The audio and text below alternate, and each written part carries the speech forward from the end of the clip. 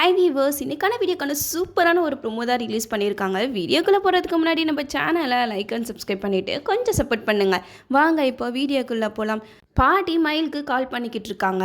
மயிலும் என்ன பாட்டி சொல்லுங்கள் அப்படின்னு சொல்லிட்டு பேச, அதுக்கு பாட்டி சொல்கிறாங்க, ஏப்பா என் பேரனுக்கும் பேத்திக்கும் புதுசாக கல்யாணம் ஆயிருக்கு. அவங்க 2 பேத்துக்கும் நான் விருந்து வைக்கணும்னு ஆசைப்பட்றேன்.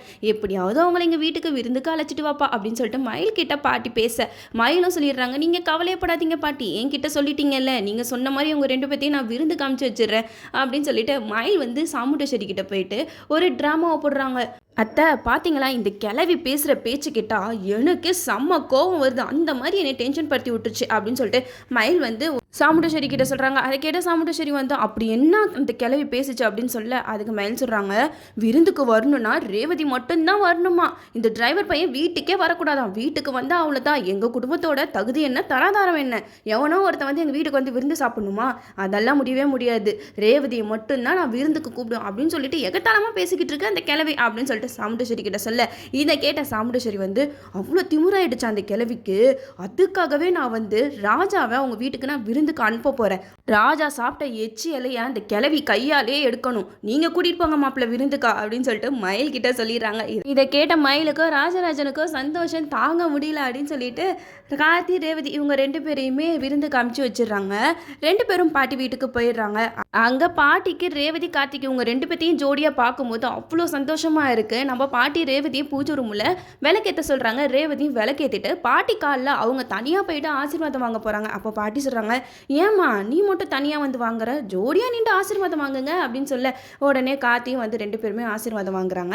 பாட்டி வந்து அவங்க 2 பேரையும் வாழ்த்தி சொல்கிறாங்க, நான் நினச்ச மாதிரியே உங்கள் கல்யாணம் நல்லபடியாக நடந்து முடிஞ்சிருச்சு, என் அப்போ முருகனே உங்கள் வயிற்றுல குழந்தையா வந்து பிறக்கணும் அப்படின்னு சொல்லிட்டு பாட்டி சொல்ல, இதை கேட்ட ரேவதி சொல்கிறாங்க, இல்லை பாட்டி, இதே நான் ஆசைப்பட்ட மாதிரி என் கல்யாணம் நடந்துருந்துச்சுன்னா நீங்கள் சொல்கிறதெல்லாம் நான் ஏற்றுப்பேன், இந்த கல்யாணமே எனக்கு பிடிக்காமல் நடந்துருச்சு அப்படின்னு சொல்லிட்டு ரேவதி சொல்ல, அதை கேட்ட பாட்டி வந்து, ஏம்மா ஏன் நீ என் பேரனை தானே கட்டியிருக்க அப்படின்னு சொல்லிட்டு பாட்டி வந்து வாயை விட்டுட்டாங்க. இதை கேட்ட ரேவதி வந்து திருன்னு முழிக்கிறாங்க.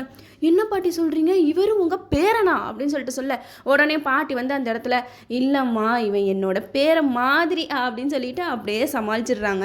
உடனே கார்த்திக் வந்து, என்ன பாட்டி நீங்கள் கொஞ்ச நேரத்தில் என்னைய மாட்டி விட பார்த்துருப்பீங்களே அப்படின்னு சொல்லிட்டு அப்படியே மலிப்பிட்டு அங்கேருந்து கிளம்பிடுறாங்க.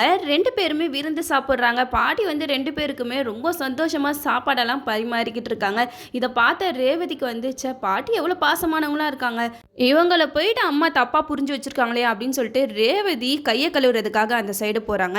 அப்பன்னு பார்த்து ஒரு ஃபோட்டோவில் வச்சாங்க பாருங்க ஒரு ஆப்பா, அதில் தான் ஒரு ட்விஸ்டே இருக்குது. பாட்டி தாத்தா நடுவில் பேரனா நம்ம கார்த்திக் வந்து நிற்கிறாரு. அந்த ஃபோட்டோவை அப்படியே பெருசாக மாட்டி வச்சுருக்காங்க. நம்ம ரேவதி வந்து கையை கழுவ போன இடத்துல அந்த ஃபோட்டோவை டக்குன்னு பார்க்குற மாதிரி தான் இந்த ப்ரொமோவில் காமிச்சிருந்தாங்க. பட் ரேவதி வந்து பார்த்துருவாங்க தான் நான் நினைக்கிறேன்.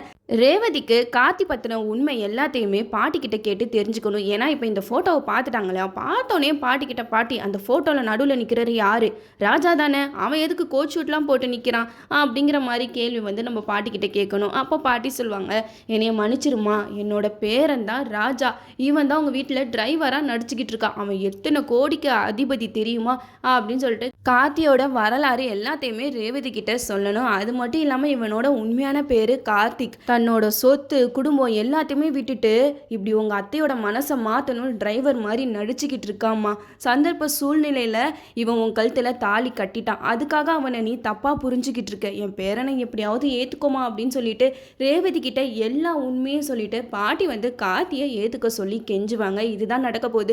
இதுக்கு மேலேயும் உண்மையை மறைச்சு வச்சா இதில் கதையே இல்லை.